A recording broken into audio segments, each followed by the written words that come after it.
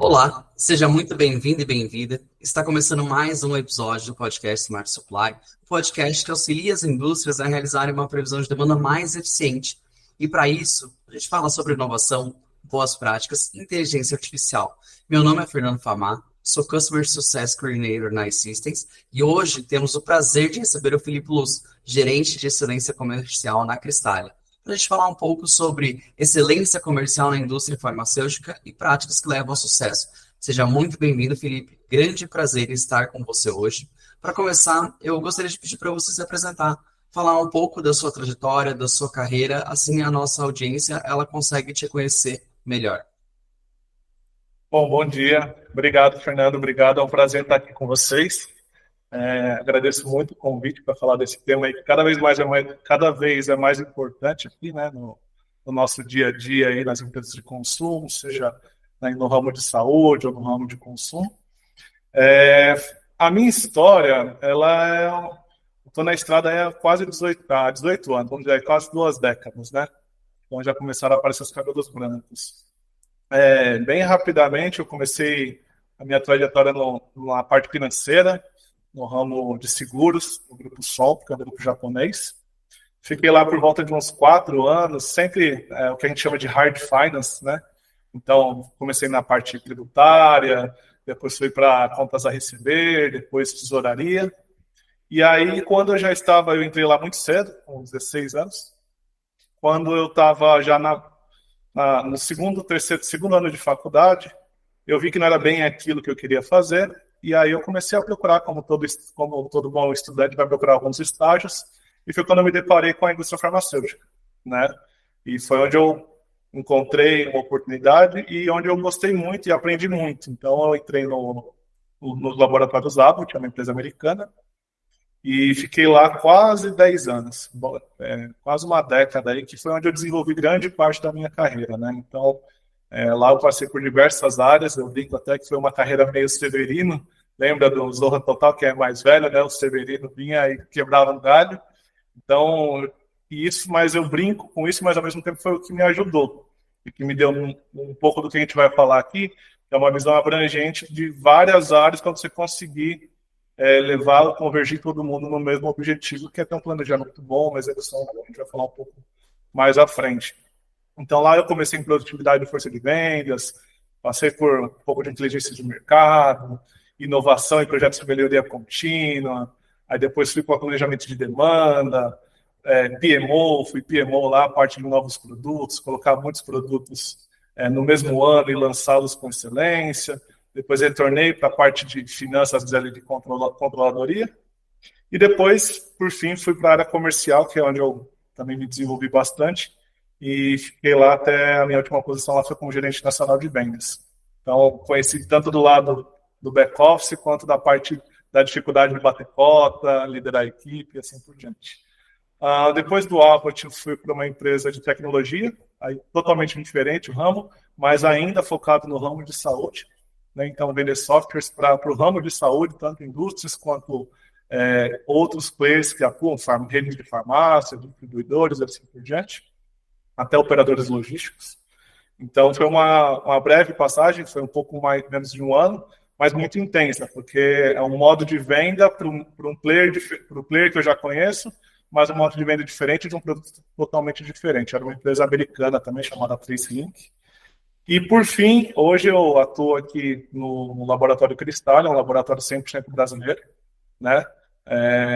Que é um gigante aqui no Brasil. Foi, se eu me lembro bem, na época do Covid, tinha uns kits de intubação das pessoas que estavam com Covid, e 80% dos kits que foram utilizados aqui no Brasil foram advindos aqui do Cristália. Então, é uma empresa muito forte, tanto no ramo hospitalar, e agora ela está expandindo forte também no ramo varejo, e excelência comercial está atrelada a tudo isso para ter o produto ali no lugar certo. Então, longa história curta, essa é a minha história é de quase 2 décadas aí na estrada. Obrigado, Felipe. Mas é uma história muito boa, né, quando você conta, porque você englobou vários aspectos E quando a gente fala de planejamento de demanda, não é só a cadeira do demand planning.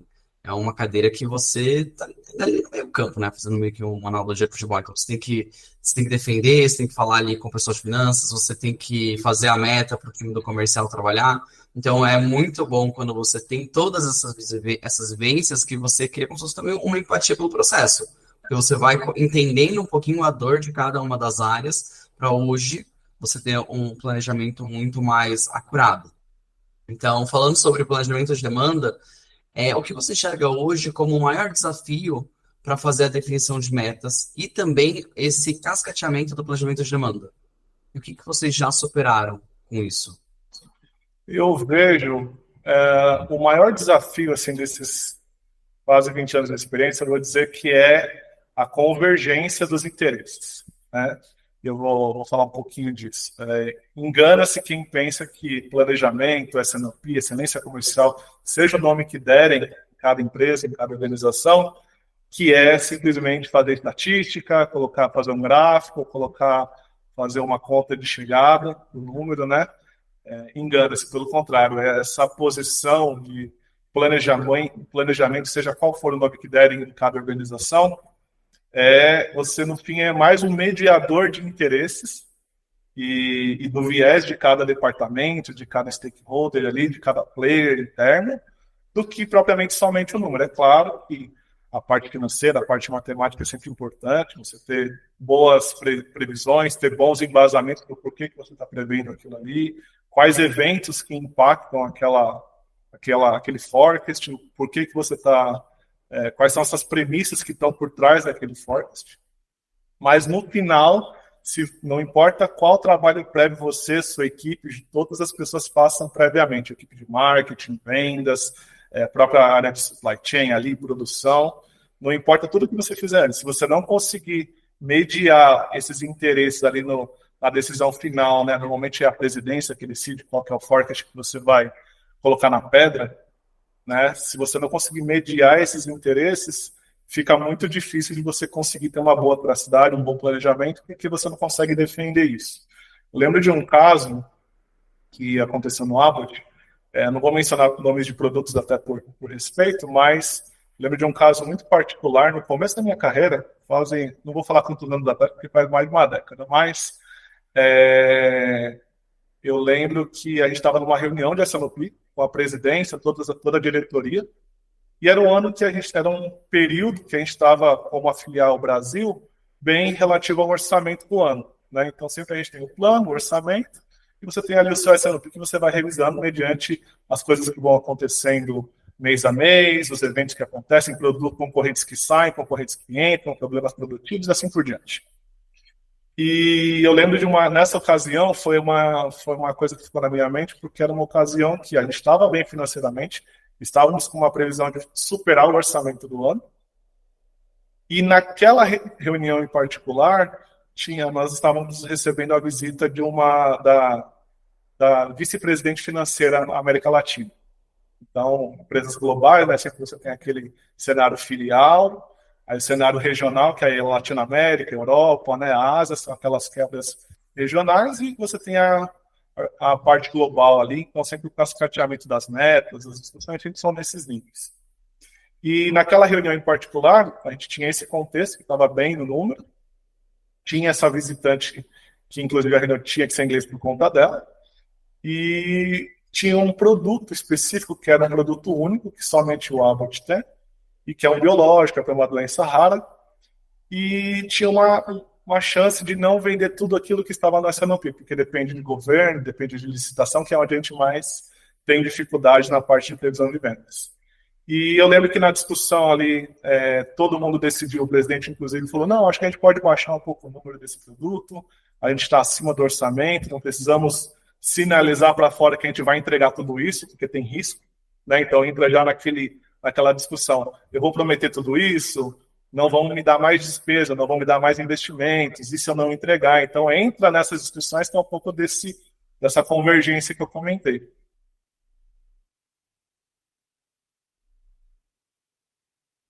Então, uma preocupação aqui, esse produto vinha da Alemanha, ele tinha um lead time de uns 5, 6 meses, E a gente tinha acabado de ter um backorder porque veio um pedido do governo, não tivemos tudo para entregar e faltou em outras regiões. E eu falei, ó, entendo toda a situação, mas se a gente fizer isso agora, isso era começo do segundo trimestre do ano, não tem mais volta. Se o empenho chegar, a licitação acontecer, a gente não vai ter produto, vai ter problema de novo. Eu já tinha tido problemas com saque, com outras partes comerciais, não só financeiro e produtivo. E ele agradeceu muito, ele mandou voltar o número anterior, deixou o número alto, sinalizou para a companhia que podia ter aquele upside, e agradeceu muito por conta daquela chamada de atenção, vamos dizer assim, né?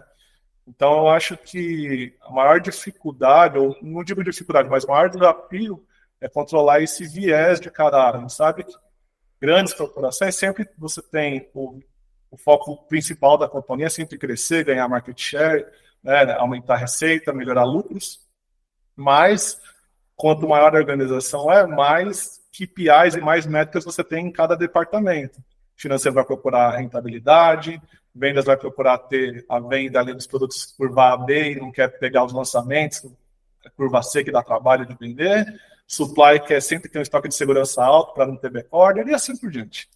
Né? Então, o que eu sempre digo o maior desafio é sempre essa convergência, tentar alinhar e mostrar para a companhia, mostrar para todos que estão ali envolvidos no processo que tudo bem, temos esse desafio, aquela decisão a tomar, mas tem o ponto A, B e C. Vamos convergir tudo na mesma direção por conta desses pontos. E se alguém perguntar, a gente pode mencionar do ponto de vista financeiro. Ó, meu orçamento é 100, eu estou sinalizando 110, mas eu tenho um risco de não entregar 110. Eu coloquei para ter produto por conta dessa particularidade aqui. Então, é muito mais fácil você explicar para a organização os porquês e fazer, vamos dizer assim, um Key plus minus, né? O meu número é esse, mas tem um risco A, B e C, e você não mexer na roda da operação, que é muito mais difícil do que você, não vou sinalizar o número, e depois de 3, 4 meses você está tentando apagar incêndio e tendo que rever toda a operação. Então,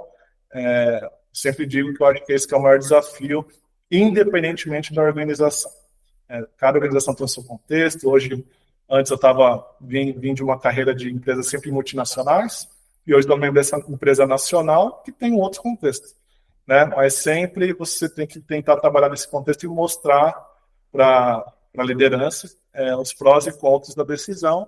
E, de novo, é mais fácil você sinalizar um risco no Excel ou financeiro do que você mudar a operação. Então, sempre penso desse lado. Felipe, e junto com o que você falou, uma coisa que eu sempre observei é que um bom planejador de demanda, ele não pode ter só um cenário. Ele tem que ter pelo menos uns 3 ali, na hora que ele vai nessa reunião de consenso com a presidência ou com o board, enfim, porque esse número final é o número que você vai falar que você vai fazer. E uma vez que o número ele está formalizado, todos os elos dessa cadeia, eles vão rotacionar para fazer um maior esforço para que isso seja entregue. Então, quando a gente tem, por exemplo, grandes importações no nosso portfólio, é uma dor de cabeça você pensar ali num lead time de 90, 120 dias, porque você não tem tempo para reação. Então, você sinalizar, pode ser que venha essa licitação e a gente não atenda. Então, eu não vou reagir. Ou eu tomo a decisão agora para chegar daqui a 5 meses, ou vai ser Inês é morta. Eu vou abrir mão disso. Então, quando eu planejava a demanda, eu tinha os importados, eu cuidava de uma categoria que ela sofreu para mais, de uma maneira positiva, por conta da pandemia, porque a pessoa ficou em casa, efeito cocooning, reforma a cozinha, reforma a sala. O que aconteceu com o mercado? O mercado deu um boom. Todo mundo reagiu, todo mundo queria aumentar as vendas, justamente para não perder market share, muito pelo contrário. Só que esse comportamento, uma hora ele estabilizou e depois começou a cair.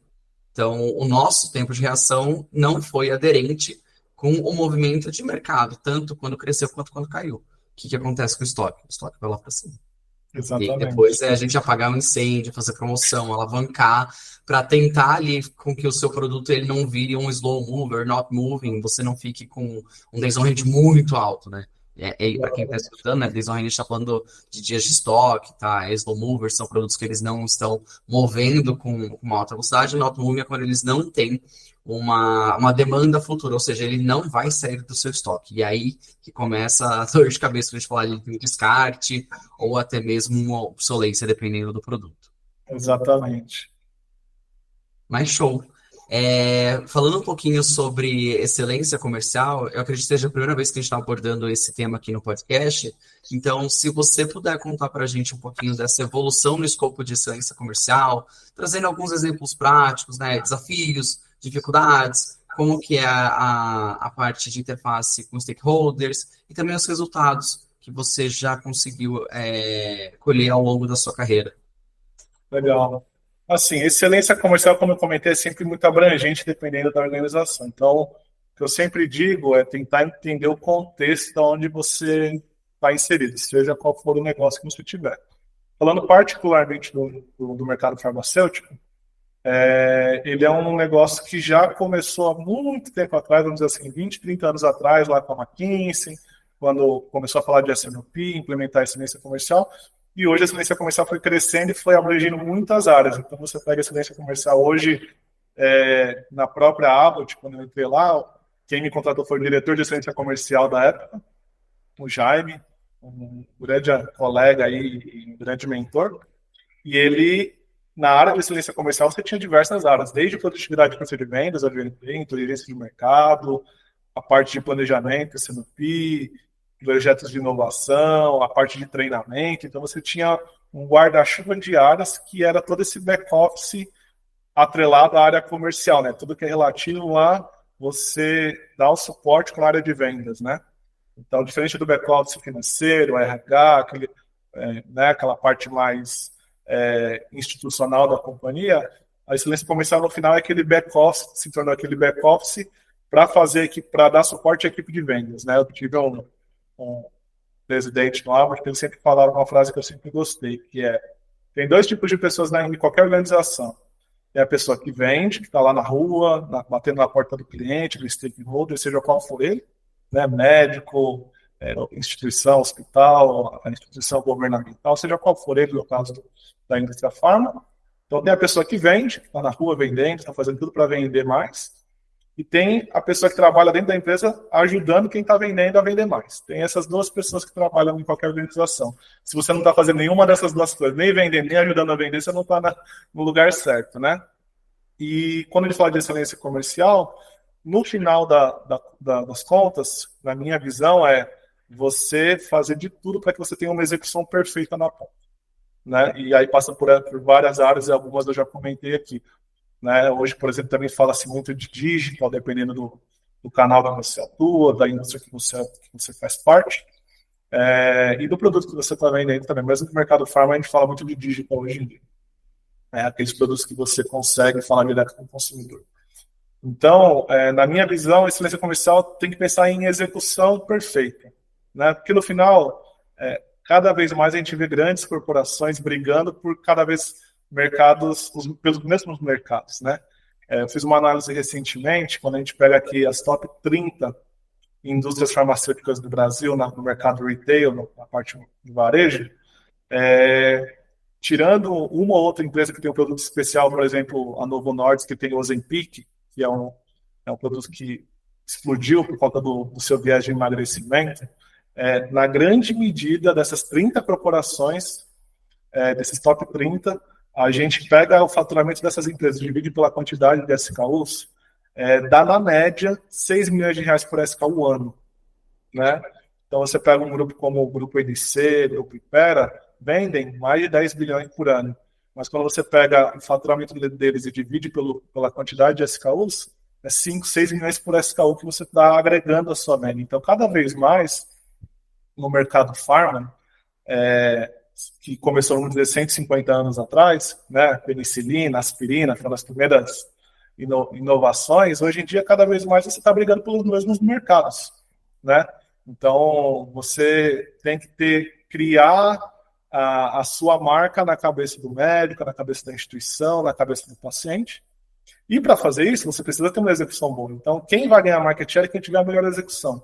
E a excelência comercial está atrelada a isso, porque cada vez mais o seu vendedor vai ter um portfólio maior para falar, vai ter mais stakeholders para atender, para cada vez mais tirar um pouquinho, uma venda mais incremental. Dificilmente hoje você tem guardadas as devidas proporções de laboratórios totalmente inovadores, focando na parte de imunoterapia, a parte de oncologia, né? Que às vezes você consegue ter um produto extremamente disruptivo, ou no caso aí do Ozempic, que teve esse viés de perda de peso, mas na grande maioria você está brigando pelos mesmos mercados, a parte respiratória, a parte cardiológica, a parte e assim por diante.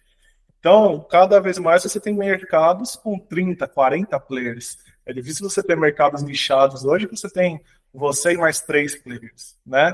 E você consegue ter um market share alto. Então, se você não tiver, isso põe cada vez mais pressão na parte da excelência comercial, seja na parte de planejamento, né, de vendas, consequentemente de produção, e a parte financeira, de investimentos, quanto na parte de treinamento, marketing, na parte ali de inteligência de mercado, produtividade, onde que você vai colocar a sua força de vendas. Você não consegue ter uma força de vendas que cubra muitas vezes todo o potencial de méritos, você tem que fazer escolhas. Então, a excelência comercial, na minha visão, da medida do possível, focar nessa execução para que ela seja cada vez melhor lá no campo e você, consequentemente, ganhe mais market share. Porque, no final das contas, já vi N casos, e a gente está vivendo um agora no Cristália, tem um produto da classe de sistema nervoso central, que só nós tínhamos nós e mais 4 players no mercado. Acho que era a Bristol, o Axê, a NC e acho que a Platidona Doce. Mas de marca, somente nós, o Axê e a Bristol. E eles saíram do mercado, acho que estamos em março, fazem 6 meses. Então, a nossa demanda que era X, virou 10X, do dia para a noite. Porque nós somos a única marca. Os outros 2 que ficaram foram genéricos. E o perfil do brasileiro, por mais que o genérico do Brasil seja bem conceituado, tem gente que prefere comprar um medicamento de marca. E a nossa demanda explodiu. Tem detalhes operacionais e técnicos até com relação ao recipiente desse produto, para a gente comprar mais recipiente. Mas, por conta disso, a gente tem uma grande oportunidade que a gente pode ou não aproveitar nesse momento, né? Então, e o inverso é verdadeiro, como você falou, às vezes a falta pode ser nossa, a gente perde o mercado e nunca mais recupera aquele share daquele mercado por conta disso. Então, essa parte de excelência comercial cada vez mais tem ganhado mais visibilidade e importância nas organizações, porque elas estão vendo que cada vez mais ela vai ter uma venda incremental não tão grande por esse cálculo que ela lança, por produto que ela lança. Ela sempre está entrando em mercados cada vez mais competitivos. E do outro lado, você não tem uma farmácia que cada vez está maior, né? As farmácias cada vez mais vocês veem que é numa esquina, ali na média de 200, 250 metros quadrados, e ele tem uma limitação de gôndola, uma limitação de espaço física, né? Hoje fala-se muito de gôndola virtual, né? Gôndola estendida, até porque ele não tem ali, mas você consegue comprar no aplicativo e daqui a meia hora ele te entrega, ou você vai ali na loja e retira. Que são formas de você conseguir mediar isso e não ter que aumentar o espaço físico da loja.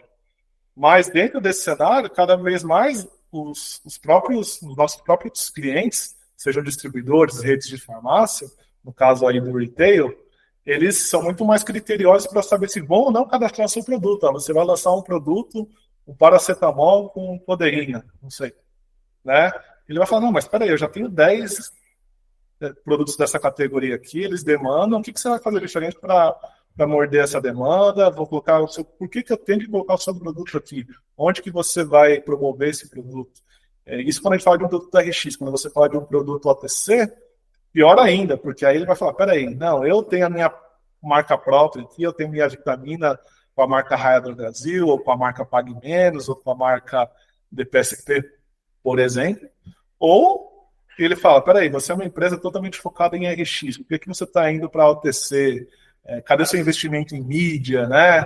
E assim por diante. Então, cada vez mais a excelência comercial tem tomado esse escopo maior por conta desses desafios, porque dificilmente você tem grandes inovações totalmente disruptivas, que o seu produto é o único do mercado, e você mesmo quando você tem inovações, você acaba tendo menos tempo de patente ou tempo para conseguir fazer esse seu produto se tornar um grande player. E quando você já consegue chegar num platô, vem a competição, a patente cai e assim por diante. Então, essa briga e esse entendimento, tanto das corporações quanto dos investidores, que você tem que fazer bem feito, porque cada SKU importa, porque cada SKU, cada milhãozinho, cada 500 mil reais de um SKU no ano pode afetar o seu resultado, e com isso você tem que ter um bom planejamento para não ter o que você falou, o excesso, que também é ruim, e nem a falta. Então, a excelência comercial tem tomado essa proporção por conta desse cenário que a gente passa, que é muito parecido, por exemplo, com o cenário da área de consumo, que já passa mais anos do que o mercado farma. No mercado de consumo é uma briga ainda maior, porque você não tem área médica ou instituições hospitais dizendo o que você tem que comprar. No mercado de consumo, você coloca na gôndola, você tem que ter outras formas de fazer aquela demanda acontecer. Então, eu vejo que no mercado farma, cada vez mais a gente está migrando para esse modelo, não digo igual, mas parecido com os desafios das empresas de consumo. Nossa, muito bacana, Felipe. Eu gostei bastante desses pontos de mercado. Você está super antenado, então você estava falando, eu comecei a refletir aqui. E um dos pontos que me pegaram foi justamente vocês estarem alertas, por exemplo, ao perfil do consumidor, porque você falou do digital e hoje a gente tem uma pegada nas grandes cidades das pessoas elas migrarem esse comportamento de não querer mais ir até a farmácia. Eu sou uma pessoa que, por exemplo, eu evito para a farmácia. Então tem uma aí que tem um site muito bom e que entrega na minha casa em 2 horas úteis, se você paga ali uma pequena taxa, ou em 2 dias úteis, se não é um remédio que ele é tão urgente. Então eu acho que vem muito também da comodidade, né? Você está em casa, eles vão entregar aqui, você não precisa pegar o carro, pegar trânsito, sair, porque você sabe que você vai receber. Então, também é algo que eu entendo que o time de excelência comercial precisa sempre estar muito aware, precisa estar muito conectado com o que as gerações elas vêm fazendo, como que esse público ele vem se comportando.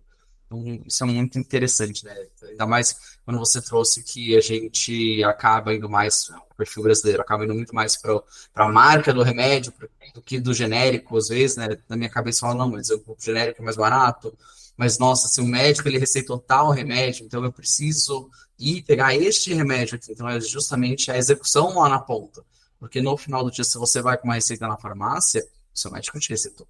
Então, será que eu vou querer pegar o genérico? Será que não? É o mesmo princípio ativo? Então, acho que o brasileiro, ele também reflete um pouco na hora que ele chega lá na gôndola física. Isso. E não que, só para complementar, não que o genérico seja uma coisa ruim, pelo contrário.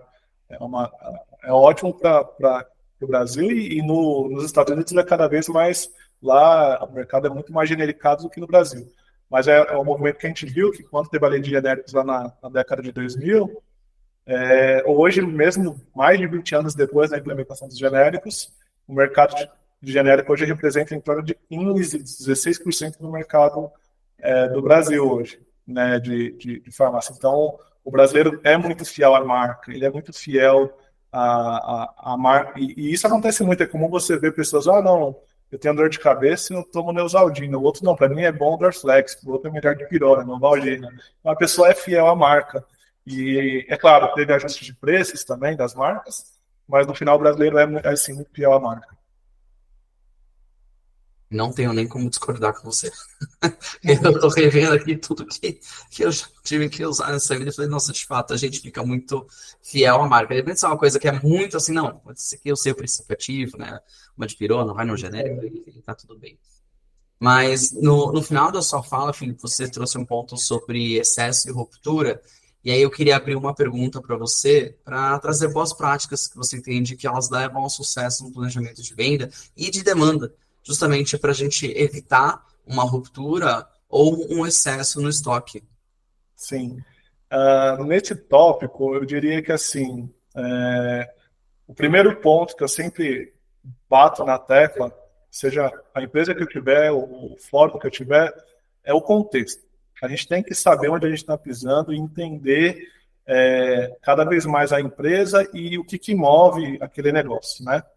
Então, mas falando especificamente de boas práticas de planejamento, né, de venda, demanda, O primeiro ponto que eu sempre sugiro é, primeiro classifique o seu portfólio. Não tem como. Cada vez mais, como eu disse, cada vez mais a gente vai ter mais e mais SKUs gerando vendas incrementais para a companhia. Mas é claro, você sempre vai ter o seu portfólio, aquela curva A, né, que são as vacas leiteiras, né? Então, depois você tem aqueles produtos que estão quase lá, que é a curva B, depois as curvas C. E também tem um grande desafio, falando especificamente do pharma, mas isso vale para qualquer empresa, que é a inovação, que é o lançamento. Então, a gente vê muito isso, eu gosto muito de fazer analogia. Hoje a gente quase mais não vê televisão, mas se a gente pegar 5, 10 anos atrás que a gente via mais novelas, mais comerciais de televisão, eu gosto de trazer o exemplo do desodorante. Quase todo mês tem um desodorante novo. Não mudou quase nada, mas sempre refresh não sei das quantas, agora tem menta, agora tem não sei o quê, né? Então, e por que que tem essa necessidade de sempre ter uma inovação, uma vírgula a mais no produto, ou a embalagem mudou, a forma teve uma pequena mudança, mas no final é quase o mesmo desodorante que você usa e é fiel à marca e usa nos últimos 10 anos, né? Porque se você não tiver essa sensação para o consumidor que está tendo uma coisa nova, e principalmente o brasileiro, ele é muito atrelado a coisas novas, né? Não vamos longe das redes sociais, porque o brasileiro acho que é o segundo mercado, só perde para a África do Sul em termos de redes sociais, por que ele é tão antenado em rede social? Porque sempre tem uma coisa nova para ele ver, uma notícia nova. Então, no mercado farma não é diferente. Então, você tem sempre os produtos de curva A, curva B, curva C, mas você tem aqueles produtos de lançamento, que é o que está dirigindo o seu crescimento, o seu futuro, é onde você está ajustando as direções do que vai trazer, do que vão ser as suas vacas leiteiras daqui a 5, 10 anos. E aí, dentro desse cenário, você tem que ter bem claro quais são esses produtos, quais são esses SKUs, para você dar a devida atenção.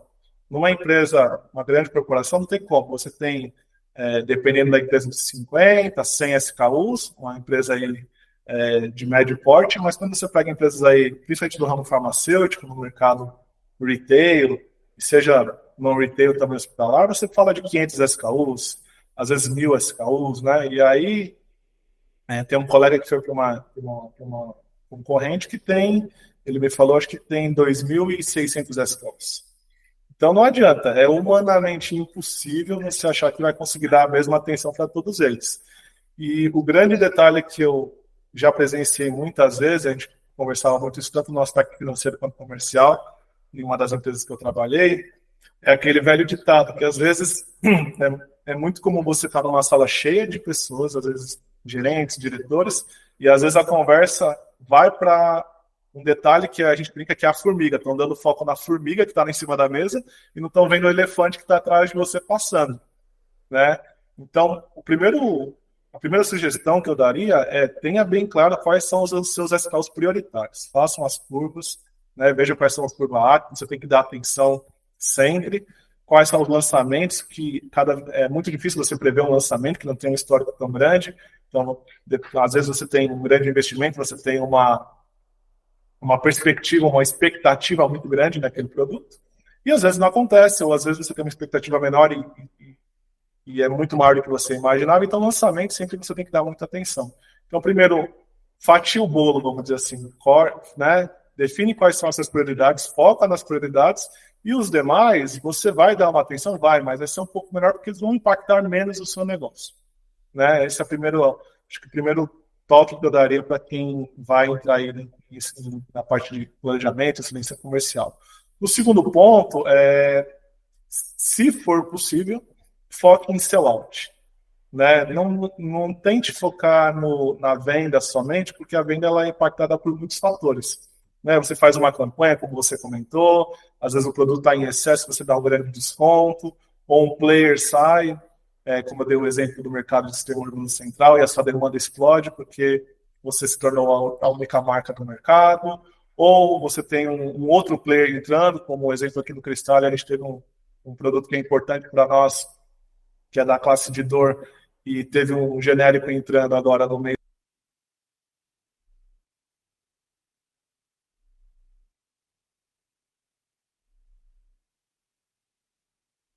A gente sabe que o mercado de consumo e outros mercados não é tão simples. mas você consegue, mesmo no mercado, vou dar o exemplo do meu irmão, que trabalha na venda de máquinas industriais para fábricas. Não tem nada a ver com o mercado. Mas você tem uma ideia da demanda, do número de fábricas que as empresas têm, qual que é o tempo médio que elas trocam peças, ou tem que fazer uma troca de, de, da máquina em si, né? Então você consegue ter uma ideia do sellout, do mercado que você está inserido. E você consegue tentar estimar isso. No mercado farma a gente tem bastante auditorias, a gente consegue ver o sellout ali na farmácia, no ponto de venda. Então, o segundo ponto que eu dou, além de fatiar o bolo, foco em sellout, porque o sellout tem uma tendência mais linear, né? Ele tem menos efeitos, a não ser nesses casos que eu comentei, é, é, uma falta de um concorrente ou um player novo que entra no seu mercado e afeta a sua demanda, ele é mais linear, ele tem uma certa coerência mais fácil de você enxergar, né?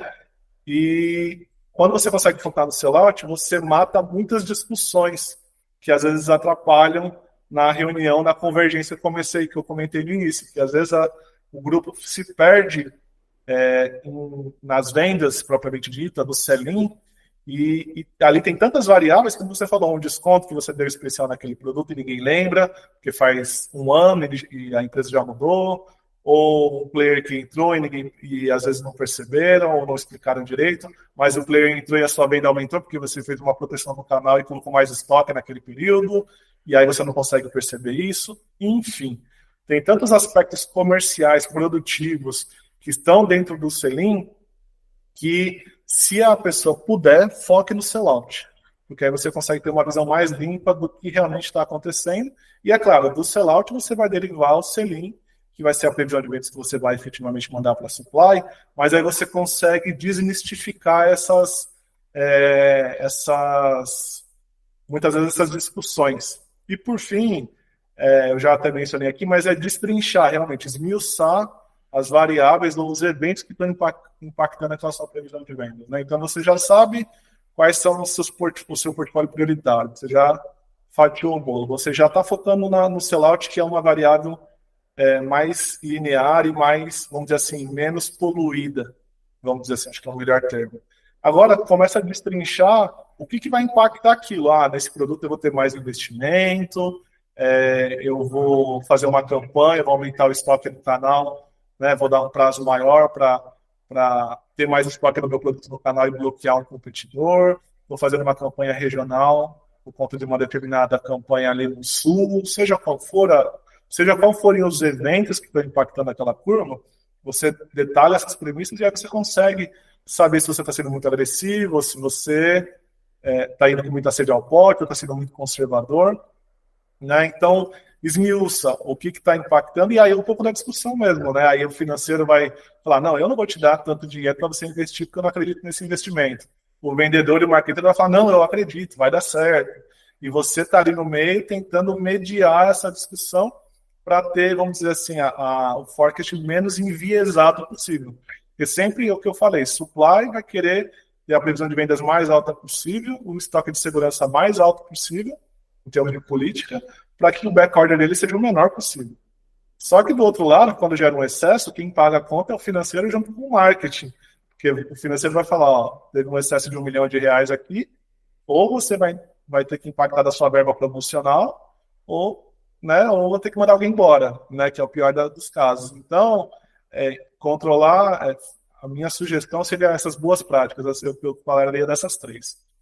Fatiar o bolo, curva A, B, C, lançamentos, né, tente focar em sellout, e depois, derivado desse sellout, o que vai ter de premissas ou eventos, sejam internos ou externos, que realmente a gente acredita que vai impactar aquela curva, seja para cima ou para baixo, né? E aí você consegue tentar tirar o viés da discussão. Mas é um desafio que cada um tem nas suas organizações.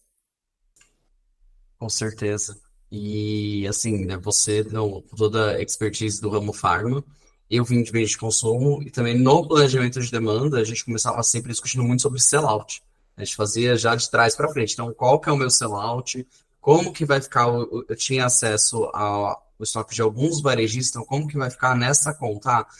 Vamos ficar com um days on hand aqui de 20 dias. Ah, beleza. Então, com esse sellout, eu preciso fazer um selling de X para subir um estoque de segurança, que é o que eu tenho acordado de política com esse cliente. Consequentemente, o meu estoque dentro de casa vai para tanto.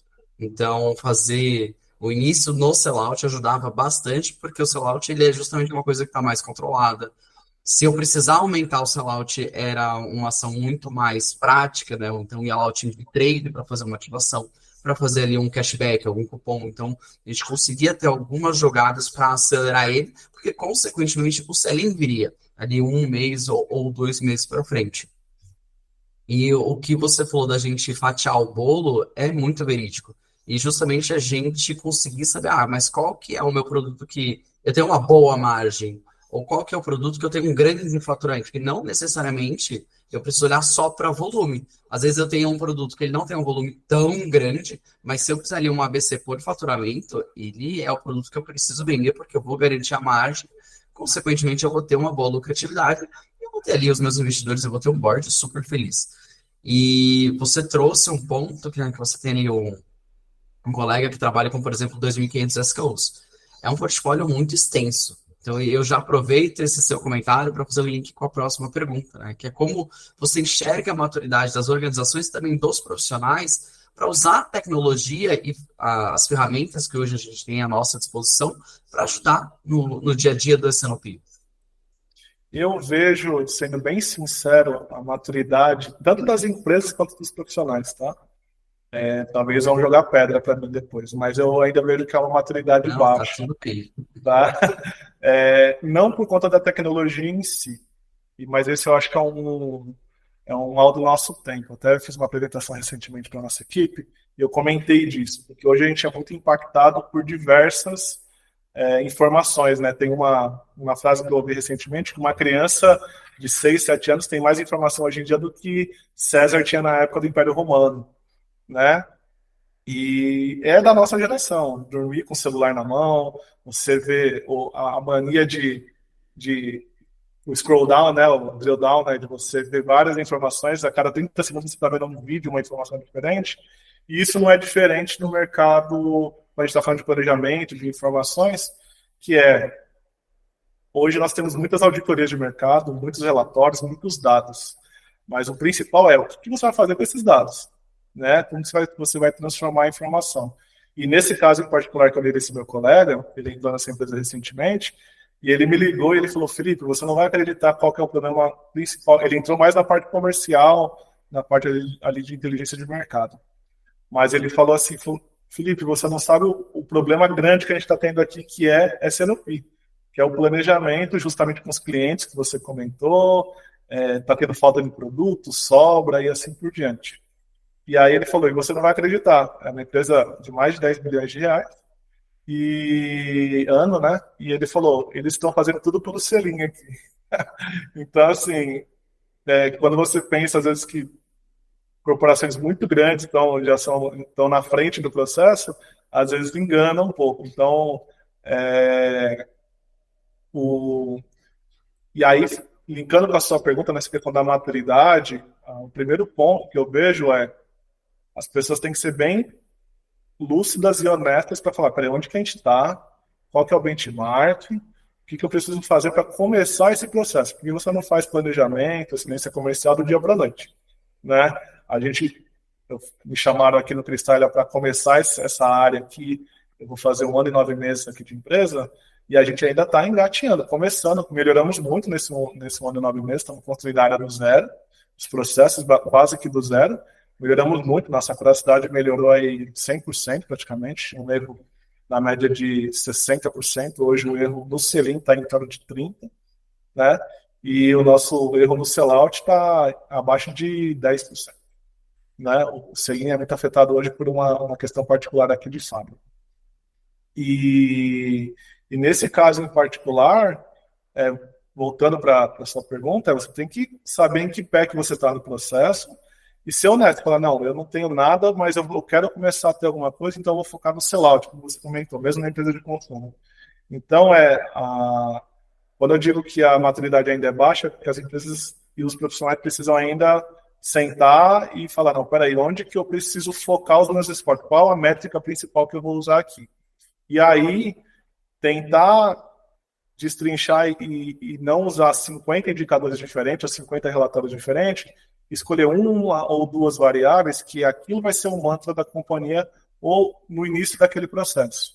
E aí se você coloca a tecnologia para ajudar, porque aí uma vez que você definiu qual que é o, nesse caso em particular, definir que vai ser o sellout, vou pegar a auditoria XYZ e vou ter esse dado aqui e agora vou usar uma empresa que vai ter uma ferramenta que vai me ajudar nas projeções para depois eu poder criticar. Mas eu acho que o grande desafio hoje e aí no caso de vocês, é mostrar para as empresas que assim, ó, as ferramentas disponíveis são boas e úteis para você utilizar. Mas se você quiser jogar, se você não tem nada hoje e quer jogar 100 variáveis de uma vez, você vai se perder. Então vamos começar devagarzinho. Você não tem nada, vamos começar por esse pedaço aqui, vamos fazer um pocket, né, uma prova de conceito ali, faz o teste, começa devagar e aí você vai incluindo mais variáveis. Então eu acho que tem tanto da... E eu falo como... Hoje já fui da área de tecnologia, como eu comentei, mas eu falo hoje como cliente, né? Eu recebo sem brincadeira muitos contatos no LinkedIn de várias empresas com várias ferramentas. Mas você tem que decidir como, cuidando do capital da empresa e também cuidando do processo que você está gerindo, qual parceiro que eu vou escolher e qual ferramenta que eu vou escolher para medir qual métrica e que vai me ajudar a ter discussões mais focadas na parte qualitativa do que só no quantitativo. Porque o quantitativo, muitas vezes, a pessoa perde tempo fazendo porque não tem ferramentas. Então, eu acho que é esse meio do caminho que tanto os fornecedores de tecnologia quanto as empresas e profissionais precisam encontrar para que, no final, a gente fornece uma tecnologia, mas a gente, é o que vocês fazem muito, dar uma consultoria junto e falar, peraí, deixa eu entender o seu processo, porque senão vira mais um indicador, vira mais um relatório, mais um Excel ou Power BI que ninguém lê, que ninguém abre, e no final o dono da empresa está olhando o mesmo papel que ele olha há 30 anos atrás, e aí o processo não evolui. Nossa, show. Então, não sei nem o que falar, né? Esse merchan aqui do Calix, muito obrigado. Fico muito feliz de ouvir seu depoimento, também trazendo para a gente um pouquinho de sucesso, de dicas.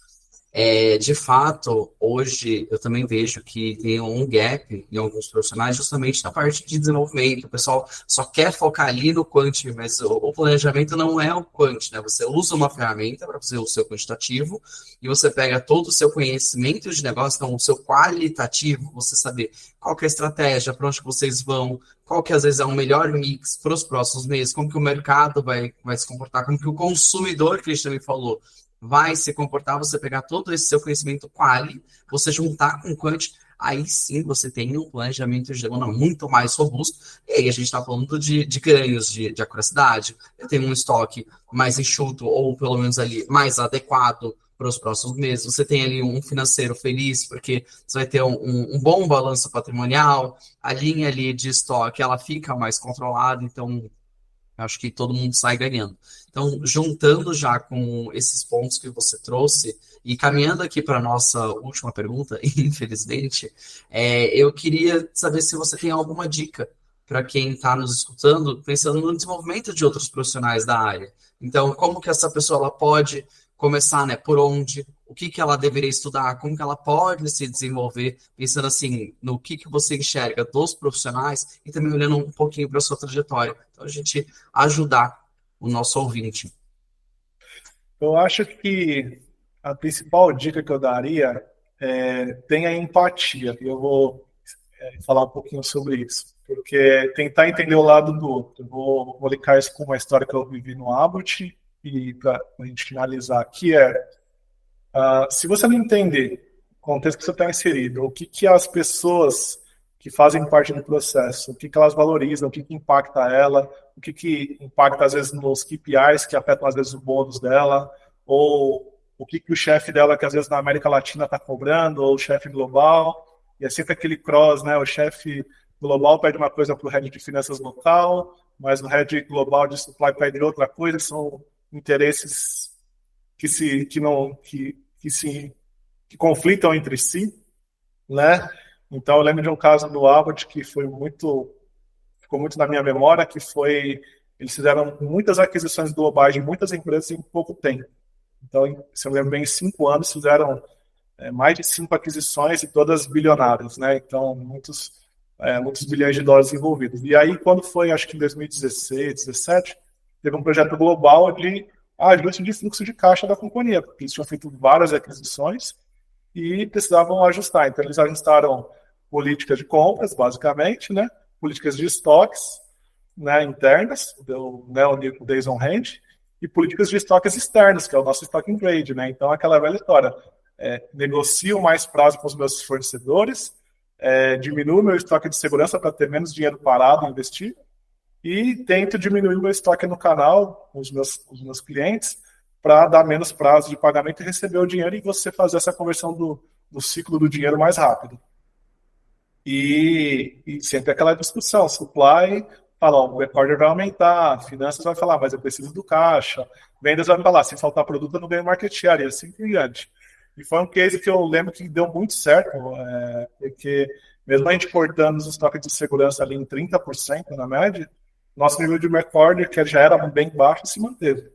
Né? Então a gente conseguiu fazer todos esses ajustes comerciais e operacionais e eles se mantiveram. Mas isso, e aí linkando com a sua pergunta, a primeira, talvez, dica que eu deixaria para quem quer entrar na área, ou seja planejamento, qual for a área da empresa, primeiro, vá ao campo.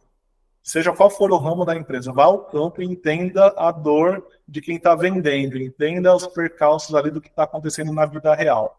Que aí você vai ter uma visão mais clara do que move aquele produto, ou pelo menos uma amostragem do que impacta no dia a dia da venda propriamente dita do seu produto, né?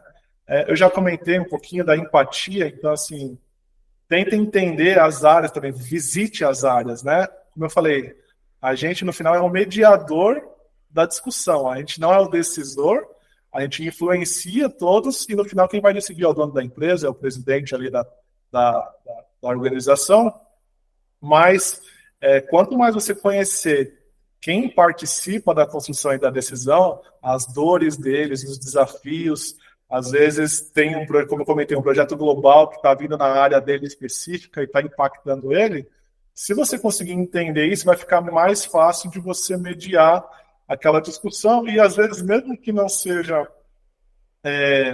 o melhor, a decisão que você mais gostaria, mas talvez você consiga fazer as pessoas chegar no meio termo, como você comentou. Às vezes finanças quer focar às vezes não, finanças vai focar na rentabilidade, né? Supply vai focar na volumetria, mas às vezes você consegue mediar e naquela discussão, como eu dei o exemplo ali daquele produto biológico lá no passado, falar, não, vamos por esse caminho, sabemos que temos o risco de talvez ter um pequeno excesso, mas se o pedido vier, a gente tem produto para atender e a gente está com o risco gerenciado. Então, você entendendo as dores e os desafios das pessoas e das áreas que participam do processo, você consegue ter mais essa empatia e consegue, não diria influenciar, mas sensibilizar a organização como um todo para ir naquela direção, né?